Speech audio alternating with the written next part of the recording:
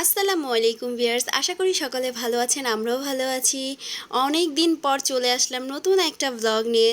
তো দেখেই তো বুঝতে পারতেছেন আমরা এখন গাড়িতে আছি, কোথাও না কোথাও যাচ্ছি। হ্যাঁ, ঠিকই ধরেছেন, আমরা আজকে যাচ্ছি কুমিল্লাতে বেড়াতে যাচ্ছি। আর সেখানে আছে আমার ছোট খালা শাশুড়ি, আঙ্কেল ওইখানেই থাকে। তো আমরা আজকে সবাই মিলে যাচ্ছি। সবাই মিলে বলতে আমি, জারিফার বাবা, জারিফা আর হচ্ছে আমার ছোট বোন আছে সাথে। আর আমরা যেহেতু দুপুরের পরে বের হয়েছি, তো ওয়েদারটা খুবই ঠান্ডা ছিল আর আজকে তেমন একটা রোদও ছিল না বাহিরে। তো খুবই ভালো লাগতেছিল বাহিরের ওয়েদারে।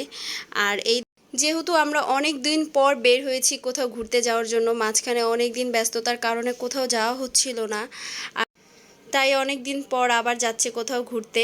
আর এইদিকে হচ্ছে ঢাকা থেকে কুমিল্লা যেতে বেশি একটা সময়ও লাগে না, প্রায় 2 ঘন্টা 2.5 ঘন্টার মধ্যেই পৌঁছে যাওয়া যায়। আর এইদিকে হচ্ছে জারিফা তো খুবই দুষ্টামি করতেছিল, নানানটা প্রশ্ন করতেছিল। সে বারবার একটার পর একটা জিজ্ঞাসা করতেছিল, এটা কি, এটা কোথায়, এটা কিভাবে। আর সাথে সে দুষ্টামিও করতেছিল।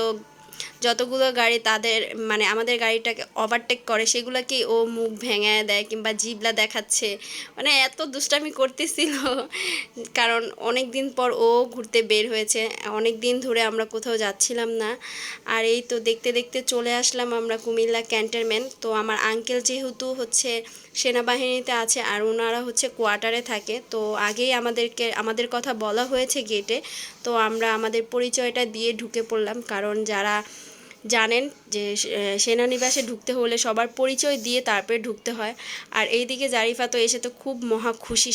সে একা একা দৌড়াচ্ছিল, তার বাবার হাত ছেড়ে কি যে করতেছিল, যে সে এখানে এসেছে। এর আগেও সে অনেক আগে এসেছিল, তখন সে আরও ছোট ছিল।